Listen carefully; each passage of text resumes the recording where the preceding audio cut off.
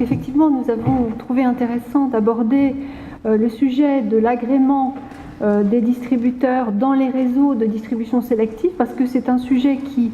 est tout à fait à la confluence du droit commun et des droits spéciaux. C'est un sujet très actuel, puisqu'il y a effectivement des affaires en cours qui portent sur ce thème. C'est un sujet qui est également un sujet très pratique, qui nous permettra d'aborder un certain nombre d'affaires qui ont été jugées. Alors, comme il a été rappelé tout à l'heure par Madame Yvain, un système de distribution sélective est défini comme un réseau dans lequel le fournisseur s'engage à vendre ses produits uniquement à des distributeurs sélectionnés sur la base de critères qu'il a lui-même élaborés, essentiellement qualitatifs, qui lui permettent donc de restreindre finalement ses ventes à un certain nombre de distributeurs qui remplissent ces critères. Il s'agit donc de manière classique d'une restriction de concurrence, puisque certains distributeurs se voient évincés de facto s'ils ne remplissent pas les critères. Comme vous le savez, il s'agit de systèmes qui ont été validés par la jurisprudence de l'Union au regard du droit des ententes, malgré le fait que ces systèmes restreignent effectivement les activités commerciales des commerçants non agréés. Et ces conditions de licéité ont été définies par la Cour de justice. Elles ont été rappelées tout à l'heure, donc je n'insiste pas. La nature du produit, qui doit requérir l'établissement d'un tel système. Et j'ai noté d'ailleurs à cet égard un appel aux juridictions pour peut-être avoir une appréciation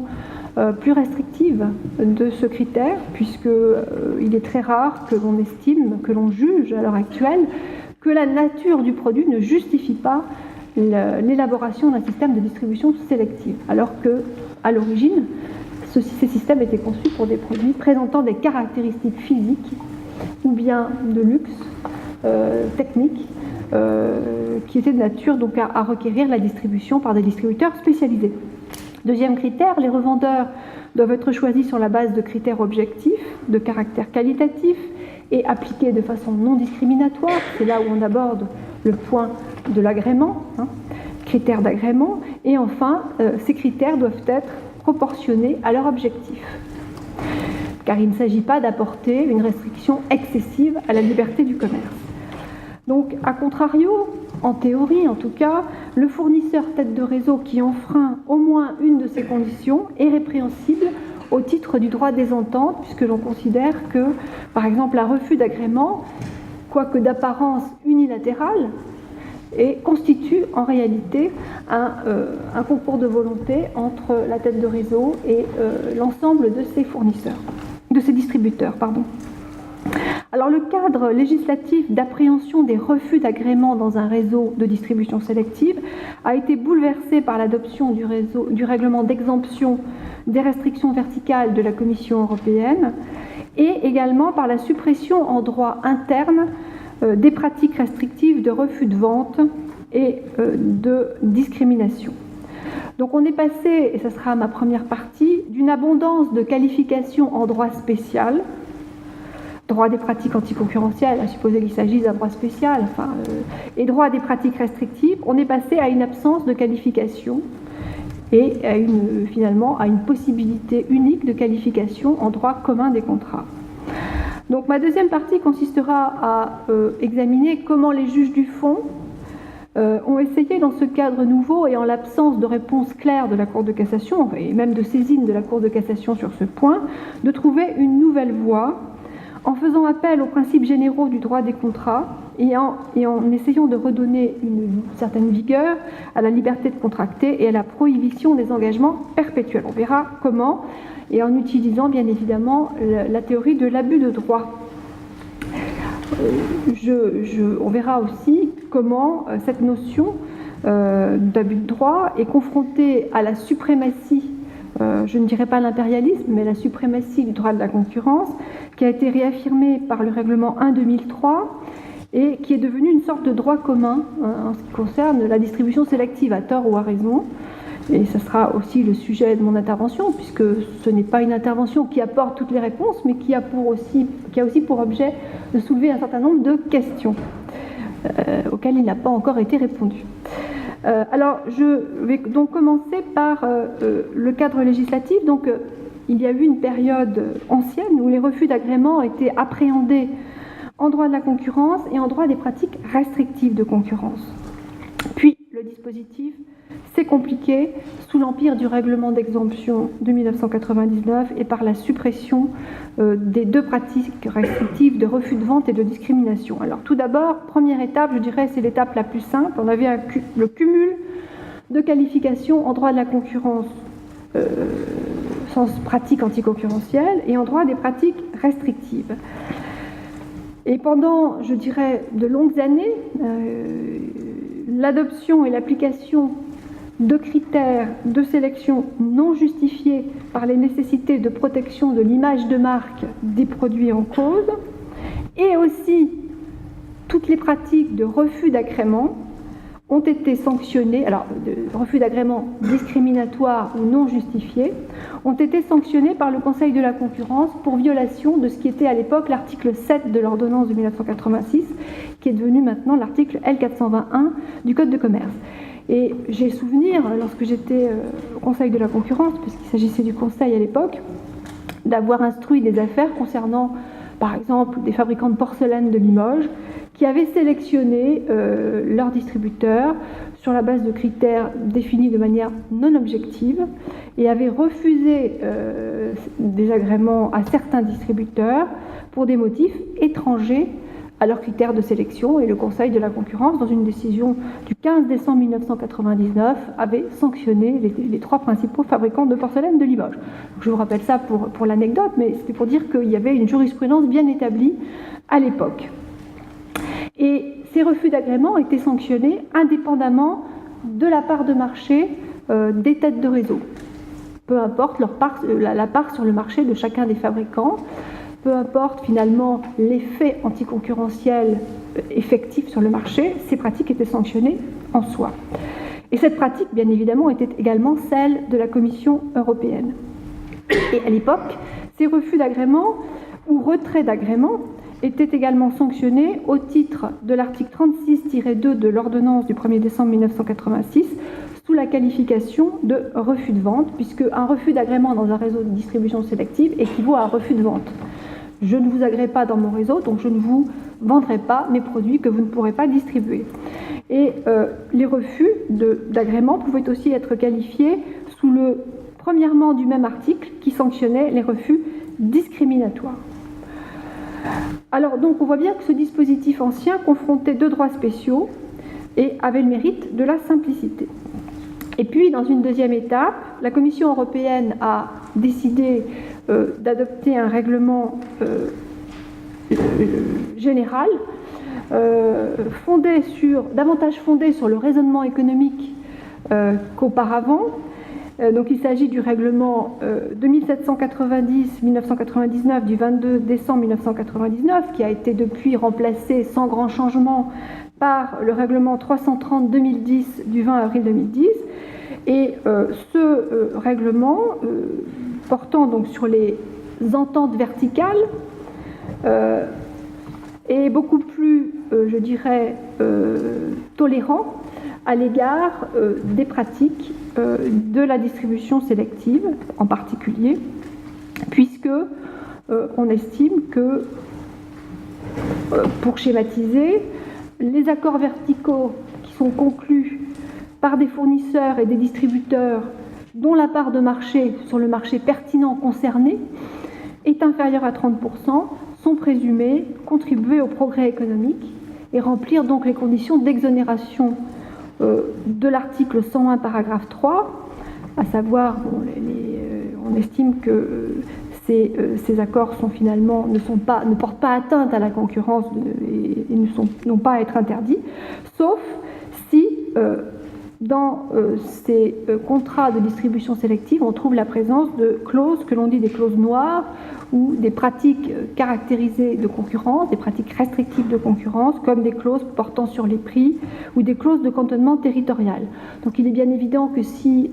on arrive à démontrer qu'un distributeur qui remplit les critères fait l'objet d'un refus d'agrément pour des motifs tirés par exemple d'une politique de prix, parce qu'il pratique des prix bas, il est évident que là on est dans le cadre des restrictions caractérisées et on retombe sous l'empire de l'interdiction du droit des ententes. Donc pour schématiser, et c'est ce qu'on trouve dans la plupart des affaires qui nous sont soumises, les refus d'agrément abusifs relèvent désormais de l'exemption automatique si la part de marché donc, est inférieure à 30% et s'il ne s'agit pas de pratiques portant sur les prix ou restreignant les quantités. Si les seuils sont dépassés, en revanche, il appartient aux autorités de concurrence de démontrer les effets anticoncurrentiels. Il ne résulte pas une condamnation per se, mais il faut démontrer que les effets anticoncurrentiels outrepassent les gains d'efficience. Et la Commission européenne a fourni à cet égard des lignes directrices, des critères d'évaluation qu'elle adopte, et l'autorité de concurrence, à la suite du Conseil de la concurrence, se sont servis de ces lignes directrices et du règlement comme guide d'analyse utile et ont appliqué les mêmes principes d'analyse.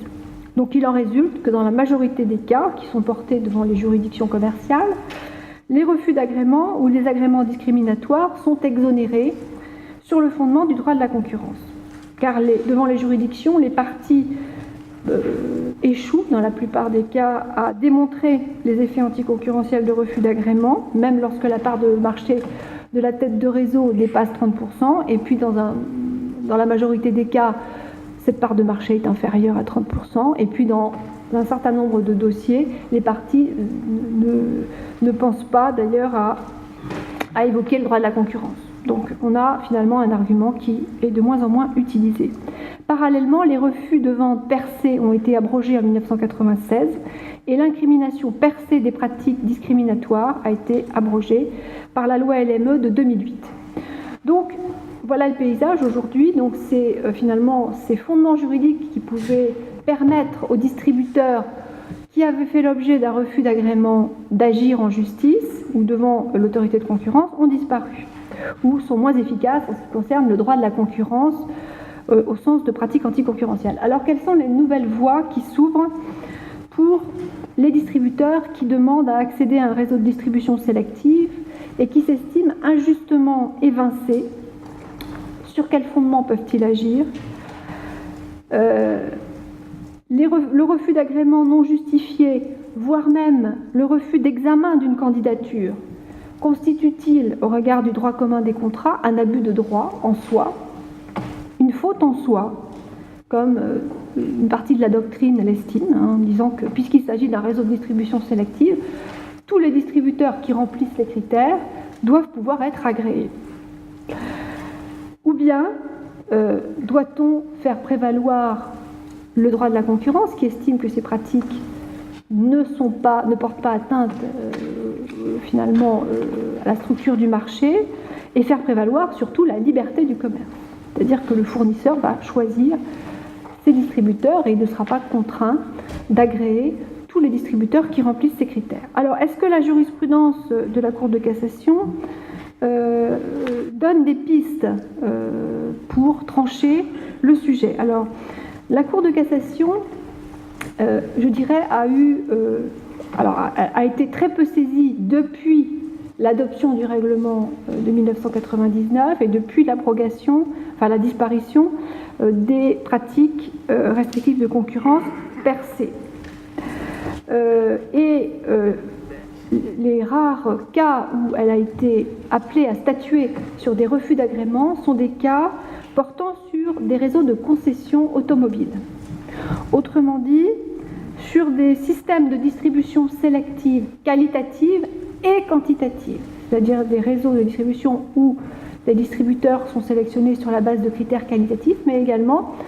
sur la base de critères quantitatifs, dès lors que le fournisseur détermine un nombre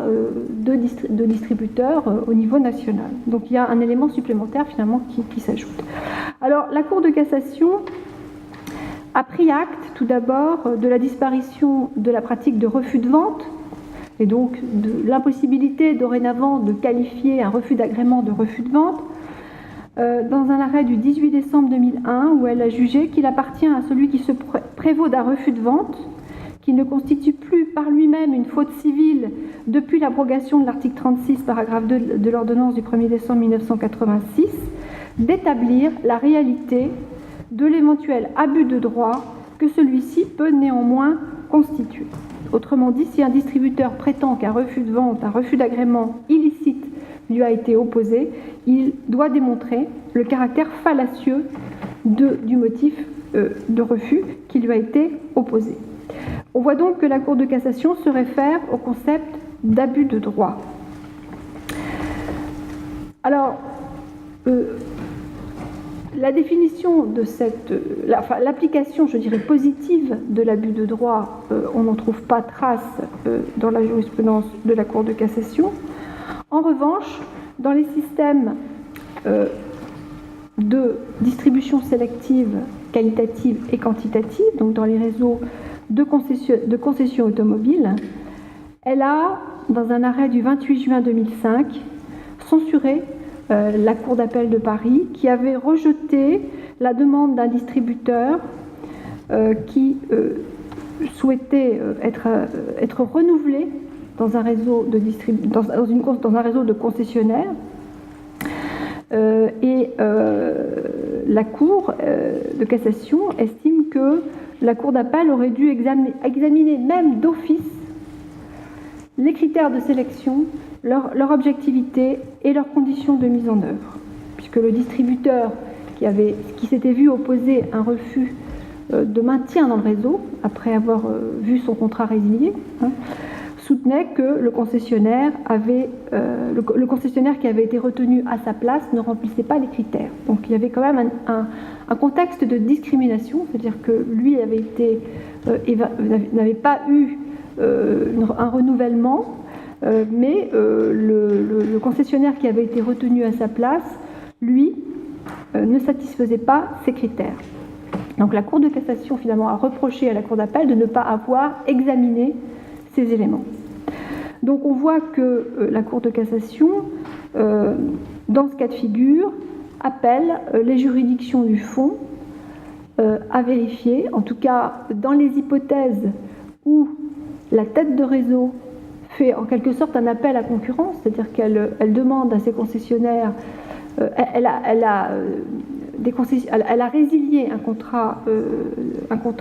de distribution et souhaite réorganiser son réseau. Elle fait donc un appel en quelque sorte à concurrence au distributeur et si il résulte de l'examen des critères et de l'application de ces critères qu'elle a fait une application discriminatoire de ceux-ci, eh bien le refus d'agrément, bien évidemment, est illicite. Dans d'autres arrêts, la Cour de cassation a fait prévaloir, en revanche, la liberté contractuelle, puisque dans un arrêt de 1998, elle a considéré que, je cite, « le concédant a droit de traiter avec le contractant de son choix, qui n'est pas tenu de motiver sa décision ou de communiquer les critères selon lesquels ce choix est exercé. » Donc on voit bien qu'il y a des positions contradictoires entre ces arrêts. Dans un autre arrêt, alors beaucoup plus récent, elle a également fait prévaloir la liberté contractuelle, dans un arrêt du 8 juin 2017. Elle a fait prévaloir la prohibition des engagements perpétuels sur le droit d'un distributeur à être agréé alors qu'il remplissait donc les critères de sélection. Dans cette affaire, donc, le fournisseur avait mis un terme à un contrat de distribution sélective dans le respect des dispositions contractuelles. Le distributeur avait contesté cette cessation des relations alors qu'il remplissait toujours les conditions d'agrément il soutenait que le fournisseur n'était pas en droit de refuser le renouvellement du contrat puisqu'il remplissait les critères. Et la Cour de cassation a rappelé que, sauf abus de droit, donc on toujours se rappelle à la théorie de l'abus de droit, nul n'est tenu de renouveler un contrat venu à son terme. Et elle rappelle également que le fournisseur qui respecte les modalités contractuelles n'est pas tenu de motiver la dénonciation du contrat. Donc on voit bien que la jurisprudence oscille entre la prévalence, si vous voulez, de la liberté contractuelle et puis la protection, dans certaines hypothèses qui me semblent extrêmement limitées, du distributeur, c'est-à-dire dans l'hypothèse bien particulière où plusieurs distributeurs sont mis en concurrence et où finalement le choix du fournisseur se pose sur un distributeur qui ne remplit pas les critères. Donc on voit revenir par la petite porte la discrimination qui a pourtant été supprimée au titre des pratiques restrictives de concurrence, mais à ce moment-là, on peut considérer que la discrimination constitue un abus de droit. Mais la Cour de cassation ne l'a jamais nommé ainsi. Alors la Cour d'appel, à la suite donc, je me dépêche. Donc la Cour d'appel, finalement, a été saisie de plusieurs cas de refus d'agrément et a essayé donc de trouver,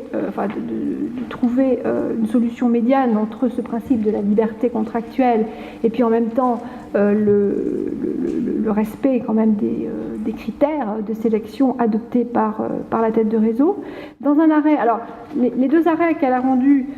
finalement reflètent la position de la Cour de cassation, c'est-à-dire que dans un arrêt Rolex, elle a fait prévaloir la liberté contractuelle en jugeant que la société Rolex n'était pas obligée de répondre à un distributeur qui n'avait jamais fait partie de son réseau. Elle n'était pas obligée, même s'il remplissait les critères, de l'intégrer dans son réseau. Et donc elle a fait prévaloir la liberté en disant que le fournisseur n'était pas obligé d'intégrer tout distributeur remplissant les critères. Et dans une autre affaire concernant cette fois-ci une concession automobile, une affaire du 24 mai 2017, elle a estimé que dès lors que le concédant faisait un appel à concurrence entre ses anciens concessionnaires, eh bien, le fait qu'elle fasse une application discriminatoire des critères pour retenir un distributeur ne les remplissant pas et évincer un distributeur qui les remplissait était illicite. Donc on voit bien, pour terminer, que après un cumul de droits spéciaux, on arrive à une prévalence du droit commun des contrats, avec alors là des principes, je dirais des principes généraux du droit des contrats à concilier, à savoir la liberté de contracter et également la bonne foi dans les relations contractuelles et dans les pourparlers, puisqu'il s'agit de pourparlers quand on agrée un distributeur. Voilà, et je dirais que la violence des réactions